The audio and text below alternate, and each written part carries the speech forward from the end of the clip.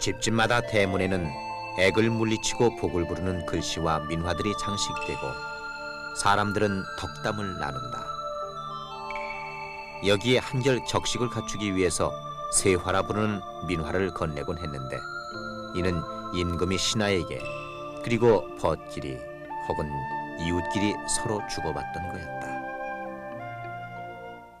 민화는 어느 민족에게나 있는 건데요. 그 민족의 고유한 신앙, 생활 풍속, 미감 이런 것들을 그린 그 소박한 그림을 말합니다. 그런데 다른 그림에서는 작가, 연대 이런 것이 분명한데 민화에서는 언제 누가 그렸다는 것이 그게 분명치가 않습니다.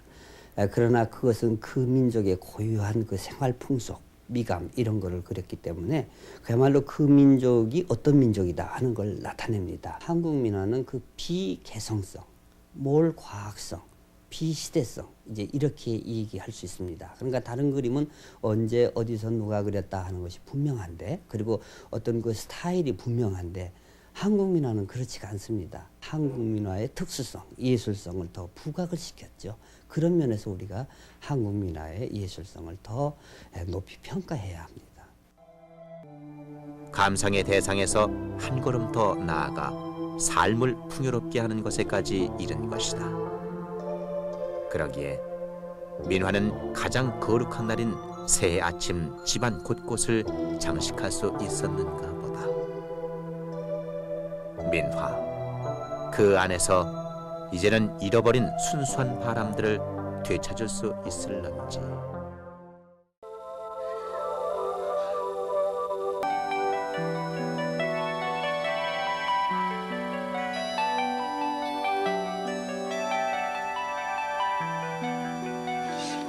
우리나라의 그 전통 민화의 그 가장 큰 특징의 하나로서 말이죠. 그림의 스타일이다 여러 가지가 있겠지만은 그것이 그 병풍화체로 이제 그것이 꾸며진다는 거. 서양화들은 대개 액자에 넣어가지고서 단폭으로 걸게 되고 또 우리 동양화에 있어서도 정통화는 대개가 족자라든가 액자로서 이렇게 꾸며지는데 민화는 거의가 다 이제 병풍체로 꾸려졌다는 거. 이렇게 되면 병풍이라는 이름 자체가 하나의 그 실용물을 뜻하는 거이고 또 우리 생활 환경에 필요한 겨울에 바람을 막는 그러한 그 하나의 그 장치로서 우리가 보는 거이기 때문에 그러한 그 실용물에다 그리는 그림이니까 역시 민화는 또 그 실용화라고 또 이렇게 생각이 되겠죠. 병풍 이건 이렇게 실용적으로도 다른 이동식으로 우리가 가지고 다닐 수도 있고 하니까 아주 그 큰 작품인데도 불구하고 벽화만한 큰 작품을 이제 손쉽게 운반을 할 수 있고 이동할 수 있다. 그러니까 그 집안에서만 쓰는 게 아니고 이제 뜰에서도 결혼식이라든가 이러한 큰 행사가 있을 때는 그런 모란 명 같은 그러한 꽃 그림을 그려가지고서 하나의 그 꽃밭에서 무슨 행사가 이루어지는 것 같은 그러한 그 미술적인 문화적인 환경을 꾸렸다. 이런 데 상당히 그 깊은 뜻이 있지 않은가 생각합니다. 民画とは中国から伝わった東洋画に対する言い方でテーマは教訓的です。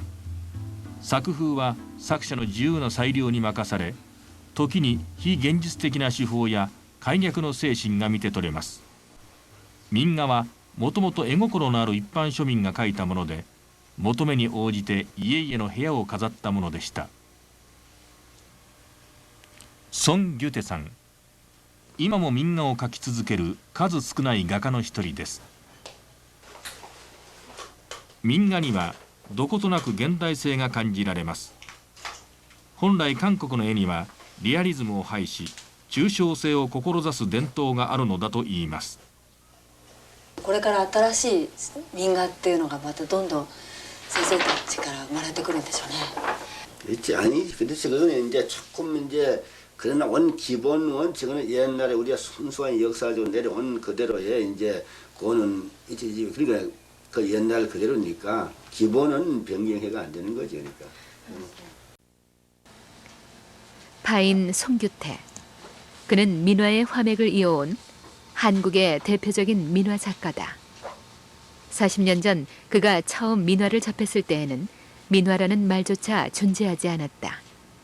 게다가 천대받는 화공들에 의해 그려진 그림이라 하여 그림이 찢어지거나 곰팡이가 핀 채 버려져 있어도 아무도 관심을 가지지 않았다. 그는 먼저 버려지고 방치된 민화를 복원하기 시작했다.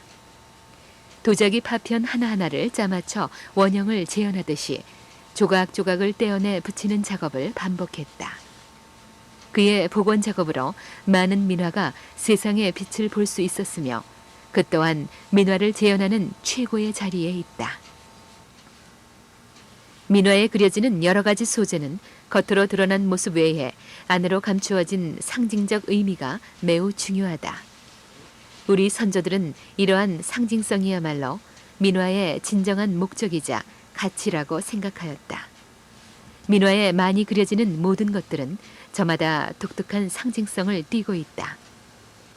많은 나무가 있는데 유독 소나무만이 그림의 소재로 빈번히 등장했던 이유는 항상 푸르름을 지니면서 장생하는 생태적 특징이 주는 상징성 때문이라고 말할 수 있다.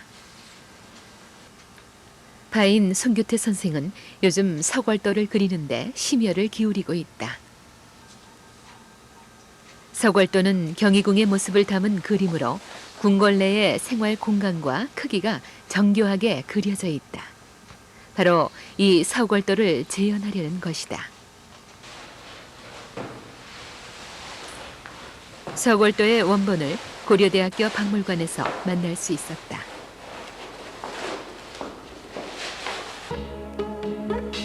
옛 궁궐의 웅장한 자태가 커다란 화폭에 펼쳐진다. 건물 하나하나 나무 한 그루까지 세심한 필치로 그려져 있다. 우리가 볼 수 있는 서궐도는 채색되어 있지 않은 그림이다. 비슷한 시기에 창경궁을 그린 동궐도 역시 보관되어 있다. 동궐도는 궁궐의 구석구석은 물론 나뭇잎 하나하나까지 섬세하게 채색되어진 채로 전하고 있다. 그렇다면 서궐도는 왜 이와 다른 걸까?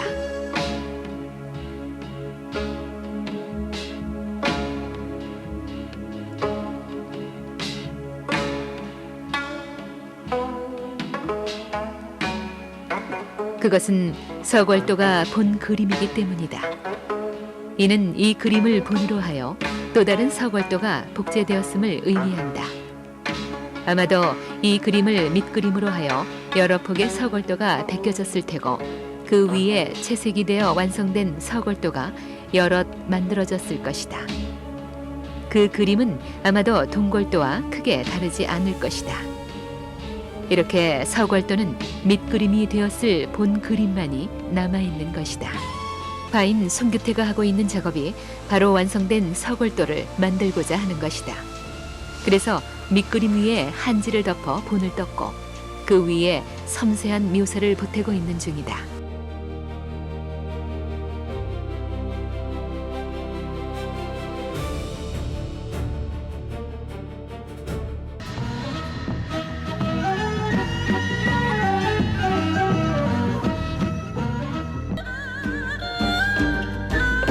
(1월) 오봉도 장수를 기원하는 그림. 마무리 작업이 한창인 송규태 화백의 작업실이다. 다양한 민화의 소재 중에서 그가 애착을 갖는 것은 장생을 상징하는 그림이다.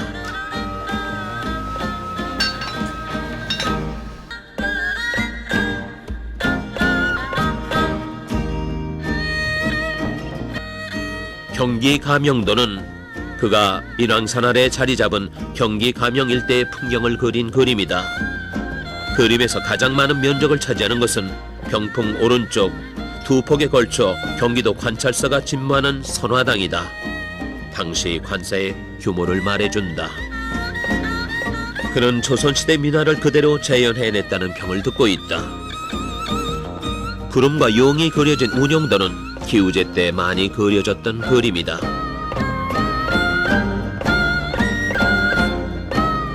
지금 같은 도화지가 없던 때에 한재만 그린 것은 아니다. 이 보살 그림도 명주천에 그렸다.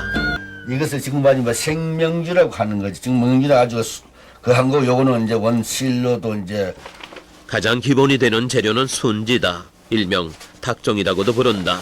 이것은 이제 화선지에 비해 흡수가 적어 세밀한 표현이 가능하다. 요 근래 맞는 거도 순지고 딱지 알 거야 딱 땅정이라고 하죠. 민화에서 가장 신비로운 것은 색깔이다. 송규태 화백은 석채를 가지고 색을 낸다. 그는 민화를 시작한 후 대부분 자연에서 채취한 물감을 이용해 왔다. 주로 광물성 물감인 석채로 색을 내는데 석채, 즉 돌가루를 곱게 간 것에 악유를 풀어 섞는다. 이것은 나무의 진입니다. 이거는. 예. 시자가 결국 그것도 다 자연 그것도 다 채취하는 거 아닙니까?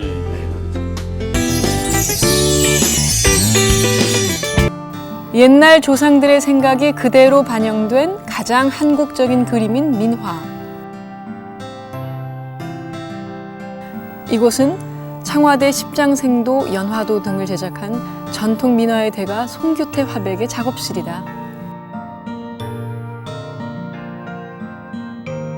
우리 선조들의 삶에서 우러나온 지혜가 진솔하게 담긴 것이 민화의 매력이라는 전통 민화의 대가 파인 송규태 화백을 할투알에서 만나보자.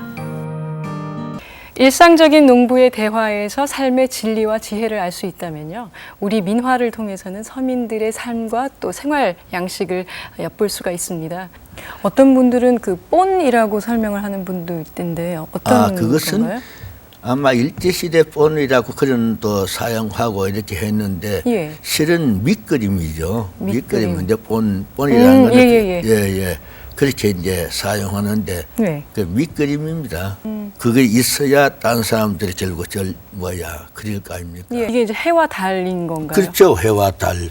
그러니까 일, 월, 이제 오악, 삼봉우리가 5개 아닙니까? 오악도로 하기도 하고 오봉도, 삼봉우리라고 그렇게도 하고 오악이라 그러면 동악은 이제 동쪽에는 금강산, 그 서쪽에는 묘양산, 예.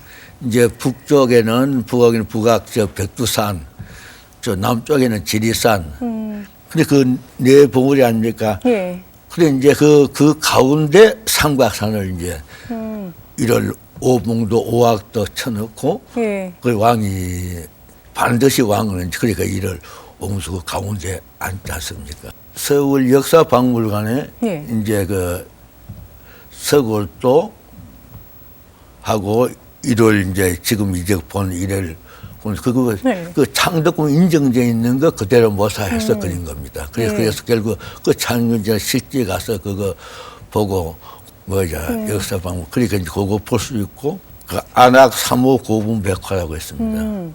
그건 뭐 내가 참 그 사람을 그렇게 하고 그리고 이제 호텔에는 특급 호텔에는 어느 호텔 전국적으로 네.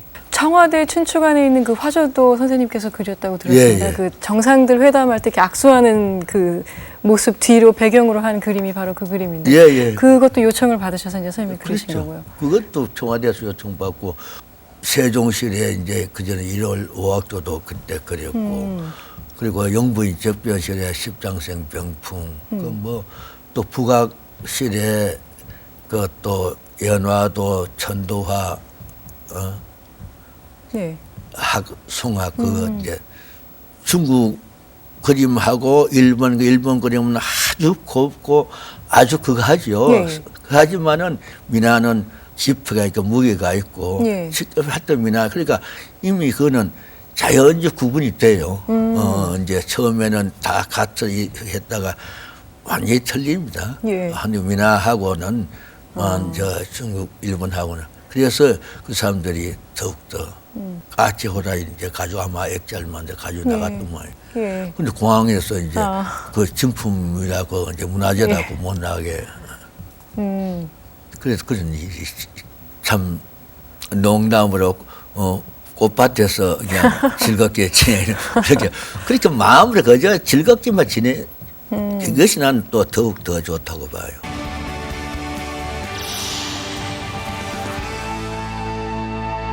(50여) 년간 민화의 길을 걸어오며 사라져가는 민화를 화려하게 부활시킨 현대 민화의 대부가 있습니다. 가장 중요한 전통의 그 색채 감각, 채색 감각을 거의 그 정확하게 또 재현할 수 있는 분도 바로 또 송규태 선생님이 아닌가 합니다. 문화재를 복원하고 재현해내는 데 있어 남다른 열정과 능력을 갖고 있는 사람. 오랜 세월 지나면은 또 하나의 그 문화유산, 문화자원으로서의 가치를 갖게 되지 않을까.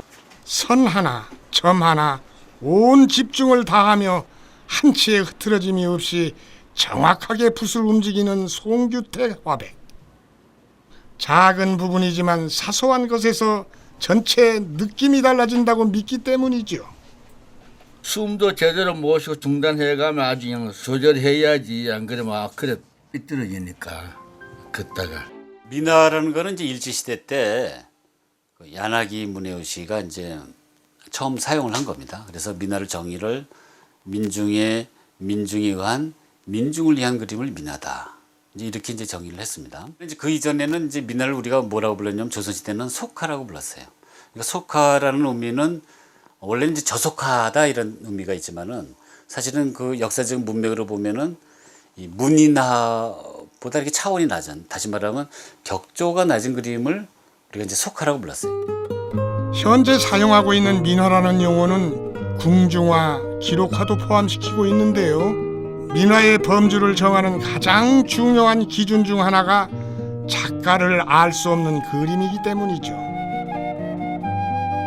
단절의기를 겪던 민화는 70년대 이후 부활하는데요. 그 중심에는 고 조자용 박사와 함께 송규태 화백이 있었습니다. 현대에서 다시 부활한 전통 민화를 가장 먼저 개척한 분이 아닌가.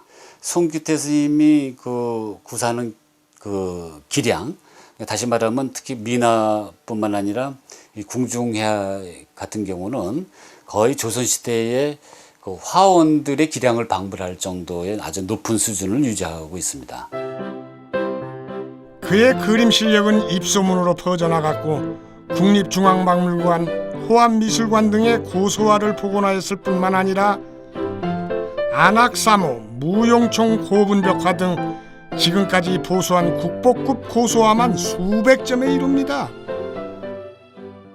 진체화 같은 경우, 그러니까 말하자면 짙은 채색이 있는 그런 그림 같은 경우는 그렇게 안료를 운영하는 방식이랄지 이런 부분에서 이제 크게 차이가 난다고 볼 수가 있고요. 새롭게 무엇인가를 그려내는 것보다 예전에 있던 것을 그대로 그 솜씨, 그대로 선 하나, 색채 하나를 옮기는 작업 자체가 이미 솜씨가 없는 사람으로서는 할 수 없는 그런 작업이기 때문에 오히려 송 선생님이 가지고 계시는 그 솜씨는 그런 부분에서 좀 더 두드러지지 않나 그렇게 생각합니다. 송규태 화백이 자신의 복원작 중 가장 많은 애착을 갖고 있는 작품은 바로 국보 249호 동골도입니다. 하천 16개로 이루어진 길이가 5m가 훌쩍 넘는 동골도는 창경궁과 창덕궁의 전경을 그린 그림인데요. 그래서 궁궐지도지 뭐. 궁궐지도 그대로지 뭐. 정말하자면 요즘 같은 뭐 사진이나 다름없는 거지. 실물. 선 하나, 색감 하나, 뭐 건물의 위치, 요 글씨 하나까지 그대로 그리지 않으면 그것은 복제품이라고 말할 때 굉장히 결격 사유가 있는 거거든요. 제가 감히 봤을 때 현재 그 고대박물관에 전시되어 있는 복제품 동골도는 상당히 그 원본에 근접했다라고 말할 수 있겠습니다.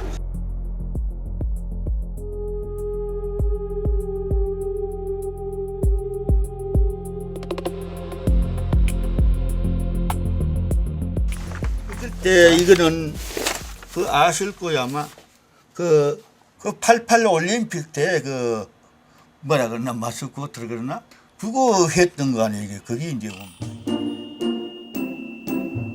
고 조자영 박사와 함께 복원한 바로 이 호랑이 그림에서 호돌이가 탄생한 것입니다.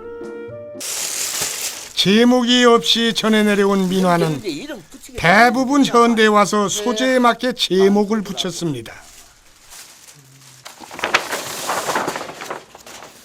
이거 이제 뭐 양리도 이미 이제 이것이 결국 이제 잉어가 이제 용돼서 올라가는 장미. 그러면 결국 이제 출세한다는 그 마찬가지 아니에요. 등천하니까 등천 이제 용어로 그래서 등천하는 게 그래서 양리도라고 이제 이름 붙인 거지. 오늘 또 송규태 화백이 작업에 한창입니다. 민화에 자주 등장하는 호랑이인데요. 민화 속 호랑이는 주로 까치와 함께 그려져 있어 까치 호랑이라는 이름으로 불립니다. 호랑이는 이제 액을 막아주는 거고 까치 호랑이는 길상 그 길조니까 그거는 이제 복을 이제 받아들이는 거 아니에요. 그래서 이제 주로 이제 그 뭐야 가정의 벽에다가 이제 결국 거기 이제 보통 까치 호랑이 그래서 많이. 까치 호랑이에는 액을 막고 악기를 물리치는 주실적인 의미에 또 다른 뜻이 담겨 있습니다. 우스꽝스러운 호랑이의 얼굴에 그 비밀이 숨어 있는데요. 절대 그렇게 위험스러운 건 없는 거지 하나도. 표정이 그 밤낮 이제 웃는 것도 아니고 멍청하게 그렇게 결국 이제 하여간 바보스럽다 할까. 하여간 그렇게 이제 호랑이는 전부 다 그래. 이렇게 이제 까치가 어떻게 보면 조롱한다시 하는 표현이라 할까. 결국 양반한테 조롱하는 거 그런 해석도 있긴 있지. 너무 높은 거는 이게 낮추고 또 낮은 거는 이렇게 돋워서 이렇게 평등하게 만들어. 근데 원래는 귀신만 쫓는 건데 거기다가 그런 또 이제 서민들의 어떤 그 바램, 서민들의 어떤 그 이상 이런 것들을 교묘하게 결합을 시킨 거죠. 그게 이제 바로 뭐냐면은 또 민화의 가장 중요한 특징 중에 하나입니다. 송규태 화백의 대표작에는 가는 붓으로 세밀하게 작업한 세필화가 많습니다. 서왕모의 연애 장면을 그린 요지연도인데요. 실같이 가는 눈썹과 점처럼 작은 눈동자, 그 정교함에 놀랄 따름입니다. 빵도 다 중요하지만 특히나 그거는 아주 뭐라 그럴까 머리카락만 해도 굵은 거지. 거미줄만큼 틀려도 조금 이상해지는 거는 거지. 이걸 어디 무슨 창살 넣는 거야 안 넣는? 자신의 길을 함께 가는 아들이 있어 송규태 화백은 마음이 든든합니다. 아버지를 따라 민화의 길로 들어선 지 벌써 15년째인 송창수 씨에게도 아버지는 듬직한 존재입니다. 협업해서 그려야 될 그 부분들이 굉장히 많이 있거든요. 그렇기 때문에 이제 가족이라는 것들이 어떻게 보면 훨씬 더 그런 것들을 잘 원활하게 할 수 있지 않을까 생각을 또 하고요. 우리나라 아주 유명한 화원들이 그린 이런 그림도 거의 그분의 그 기량과 그 방불할 정도로 구분하기 힘들 정도의 이러한 솜씨를 갖고 있는 분이 바로 송규태 스님입니다. 그래서 이제 그러한 이제 그 기술을 바탕으로 해서 우리나라의 그 전통 민화 또는 전통 그 궁중 해화를 이렇게 복원하고 재현을 한 분이 송규태 선생님이고. 그러면 한번 할수록 이게 그림 그리는 것도 이제 재미가 있으니까 자연스러니까 재미가 있고 완성돼 갈 때는 그때는 꼭 그 보통 일반 그 작업한다는 이거보다 재미가 있어. 완성 내 자신이 이제 내가 그리면서 그림이 완성되어 가니까 얼마나 이제 기쁘고 즐겁고 재미있으니까 그건 그러니까 더욱더 힘드는 줄 모르겠지 뭐.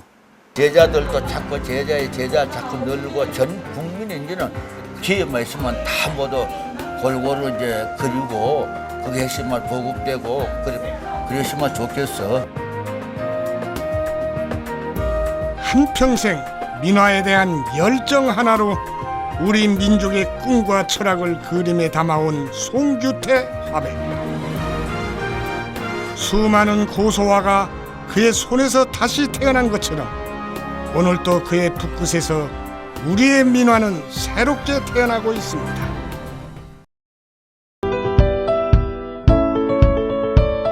작가들이 민화를 그리는 데 있어서 중요하게 생각해야 되는 건 뭐가 있을까요? 그거야 그 전통 있어야지. 그게 없어 끊이 과거 뭘 했는지 그림 안 나타내면 어떻게 알아. 그러니까 안 해야 될까 하는 건데 그게 좀 안타까운 게 하나 있어요. 옛날부터 악교 칠해가지고 그래야 그림 덜 번지고 그거 하고 그 악교가 하거든. 종이에도 악교 다 발라가지고 그림 그린단 말이야. 근데 악교 안 하고 요즘 화학약품 바인다니 뭐니 그걸 서가거든. 그건 오래 있으면 바삭바삭 부서지고 그게 뭐 화학품이니까.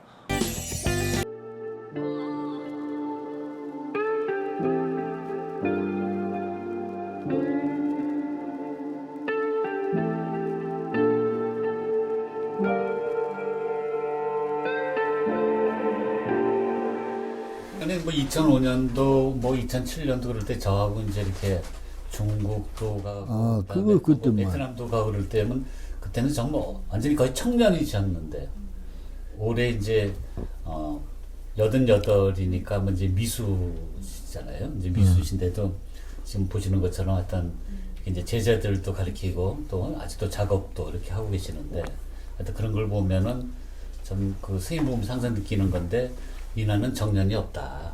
이건 죽을 때까지 그럴 수 있는 게 이제 민화다. 이제 이런 생각을 합니다. 선생님은 그때 이제 고화수리에서 우리나라 이제 최고래서 뭐 인간 국보라는 얘기도 많이 들으셨다면서요?